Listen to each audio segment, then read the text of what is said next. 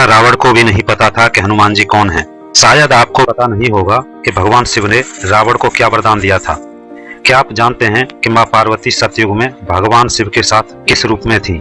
सभी सवालों के बारे में जानने के लिए वीडियो को एंड तक जरूर देखें और सबसे पहले वीडियो को लाइक और चैनल को सब्सक्राइब कर दें। एक प्रसंग में पार्वती जी ने शंकर जी से कहा, भगवान अपने इस भक्त रावण को कैलाश पर आने से रोक दीजिए, वरना किसी दिन इसे मैं अग्नि में भस्म कर दूंगी। यह जब भी आता है मैं बहुत असहज हो जाती हूँ। यह बात बिल्कुल भी मुझे पसंद नहीं है।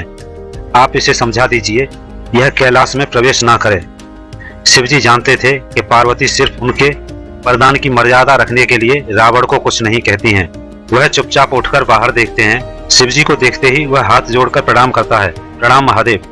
भगवान शिव ने कहा, आओ दशानन, कैसे आना हुआ? रावण ने कहा, मैं तो बस आपके दर्शन करने के लिए आ गया था। आखिर महादेव ने उसे समझाना शुरू किया, देखो रावण, तुम्हारा यहाँ आना पार्वती को बिल्कुल भी पसंद नहीं है, इसलिए तुम यहाँ मत आया करो। रावण ने कहा, हे महादेव, यह आप क्या कह रहे हैं?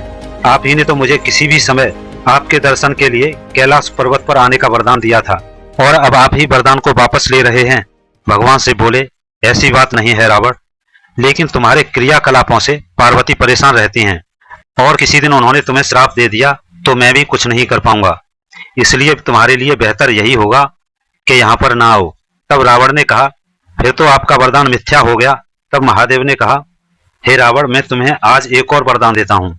तुम जब भी मुझे याद करोगे मैं स्वयं ही तुम्हारे पास आ जाऊंगा, लेकिन तुम अब किसी भी परिस्थिति में कैलाश पर मत आना। अब तुम मेरे यहाँ से जाओ, पार्वती तुमसे बहुत रुष्ट हैं। यह सुनकर रावण वहां से चला जाता है। समय बदलता है। हनुमान जी रावण की सोने की लंका को जलाकर राख करके चले जाते हैं, और रावण उनका कुछ नहीं कर पाता।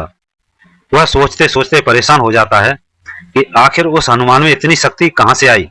परेशान होकर वह महल में ही स्थित शिव मंदिर में जाकर भगवान शिव की प्रार्थना आरंभ करता है। उसकी प्रार्थना से महादेव प्रसन्न होकर प्रकट होते हैं। रावण अभिभूत होकर उनके चरणों में गिर पड़ता है। भगवान शिव ने कहा, कहो दशनानन, कैसे हो? रावण ने कहा, प्रभु आप तो अंतर्यामी हैं, सब कुछ जानते हैं। आप मुझे यह बताइए, एक अकेले बंदर ने मेरी लंका और मेरे घमंड को भी जलाकर राख कर दिया। मैं जानना चाहता हूँ कि यह बंदर जिसका नाम हनुमान है आखिर कौन है? और प्रभु उसकी पूंछ तो और भी ज्यादा शक्तिशाली थी, किस तरह सहजता से मेरी लंका को जला दिया? मुझे बताइए कि यह हनुमान है कौन? भगवान से मुस्कुराते हुए रावण की बात सुनते रहते हैं। फिर कहते हैं, हे रावण, यह हनुमान कोई और नहीं, विष्णु ने जब यह निश्चय किया कि वे पृथ्वी पर अवतार लेंगे और माता लक्ष्मी भी साथ ही अवतरित होंगी, तो मेरी इच्छा हुई कि मैं भी उनकी लीलाओं का साक्षी बनूं। और जब मैंने अपना यह निश्चय पार्वती को बताया तो वह हट कर बैठी कि मैं भी साथ ही रहूंगी। लेकिन यह समझ नहीं आया कि उसे इस लीला में किस तरह भागीदार बनाया जाए। तो सभी देवताओं ने मिलकर मुझे यह मार्ग बताया, आप तो बंदर बन जाइए और शक्ति स्वरूपा पार्वती देवी आपकी पूंछ के रूप में आपके साथ रहेंगी, तभी आप दोनों साथ रह सकते हैं।